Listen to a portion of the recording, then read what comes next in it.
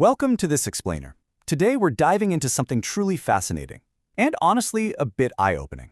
We're going to impartially unpack the stark difference in environmental and safety regulations between Western nations and India.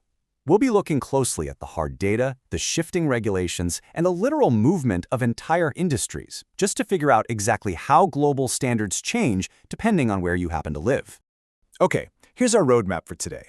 We're going on a journey of scale. We'll start with the massive, hidden infrastructure powering AI, look at its hidden costs, then move into toxic chemical migration, consumer goods double standards, and finally, question the motives behind these investments. Let's get right into it. Part 1. The AI Infrastructure Divide, Approvals versus Bans. To really wrap our heads around this geographic double standard, this is exactly where we need to start. Because right now, we are living in a split-screen reality. Just consider the contrast here. Over in India, a recent parliamentary inquiry confirmed that you don't need any special environmental clearances to build massive data centers. Standard business compliance? Yep, that's enough. But flip over to the United States, and it's a totally different story. New York State recently slapped a one-year moratorium on new data centers over environmental concerns. Texas is actively hitting the pause button on grid connections to protect its power supply, and a city in California, literally the tech capital of the world, voted to ban them entirely. It is a massive divide. Now let me be super clear here. This explainer is absolutely not about criticizing AI tools themselves. Things like ChatGPT Image, Nanobana, Kling, and Seedream, they're incredible. They speed up workflows, saving creators hours or even days of work. So our focus isn't on the software at all. What we're actually looking at is the massive physical footprint required on the ground to keep these platforms running globally. And that brings us to part 2, the hidden costs of AI growth and the massive resource strain it creates. Take a look at this number, 26.3. Reports are projecting that over 250 new data centers are going to be built in India by 2032. And here's the kicker. To keep all those thousands of computer chips inside them from overheating, they need industrial-grade cooling systems running 24/7. That's going to demand a staggering 26.3 gigawatts of continuous power. Just to put that into perspective, that is more than the total power generation capacity of several Indian states combined. To really anchor the sheer scale of that number, let's zoom in on just one single facility. There's a 480-acre hyperscale data center being developed by Google and Adani in a sensitive coastal zone in Andhra Pradesh. That one site alone is projected to demand 2 gigawatts of power. Think about that for a second. That single facility will use the exact same amount of electricity as the entire peak demand of Vizag City. That's 17 lakh homes and businesses combined, matched one-to-one by a single data center. So the obvious question we have to ask is, does the math actually balance out? If a region gives up this massive amount of clean water and electricity, does it at least trigger a huge manufacturing boom? Do we get mass jobs for local workers out of the deal? Well, the data tells us, no, not really. Unlike a massive car plant or a huge textile factory that employs thousands of people, these hyperscale centers are almost entirely automated.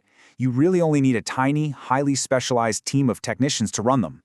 And yet, despite not offering large-scale employment, these centers frequently snag 15 to 20-year tax holidays, and they benefit from incredibly cheap subsidized electricity funded by local governments.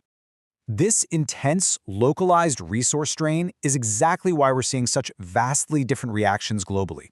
Remember that split-screen reality we talked about earlier? This is why places like Dublin completely stopped new grid connections for data centers back in 2021.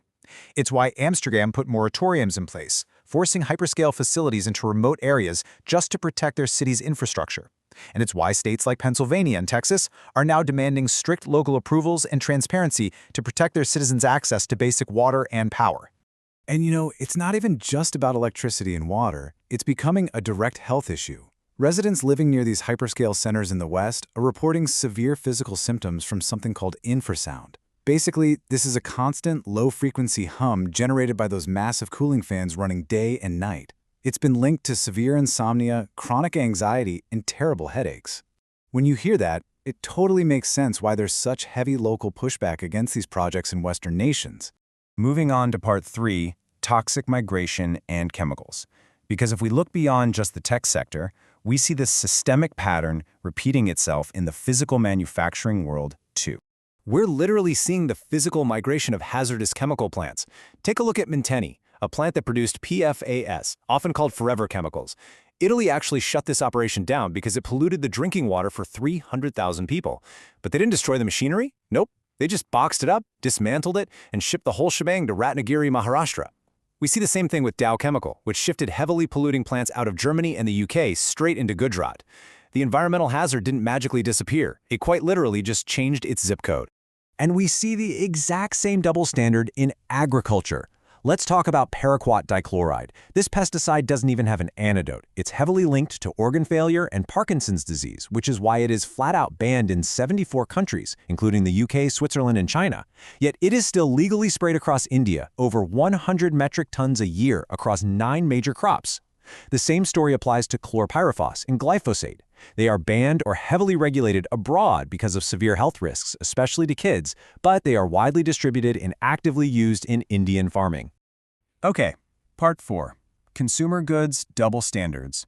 Let's step away from global infrastructure and commercial farming for a second and look at the stuff sitting right inside our own homes. Let's take fast fashion. We all know cheap, synthetic clothing takes a huge toll on the environment. But have you ever wondered what happens to the massive mountains of unsold clothing from wealthy Western nations? Well, the disposal burden of that fast fashion addiction is routinely exported straight to Indian cities like Panipat. And the crazy part is how it's framed. It's often shipped under the clever greenwash label of thrift and recycling, which effectively turns these cities into massive disposal sites for the developed world's textile waste. But honestly, perhaps the most surprising fact in this entire explainer is sitting right in your local grocery aisle. Consider this comparison from investigations into Nestle Cerelac infant formula. It is the exact same brand, made by the exact same company, but it has a completely different nutritional profile depending on where you happen to buy it. The version sold to European babies, 0 grams of added sugar. Meanwhile, the version sold for Indian babies averages 3 grams of added sugar per single serving.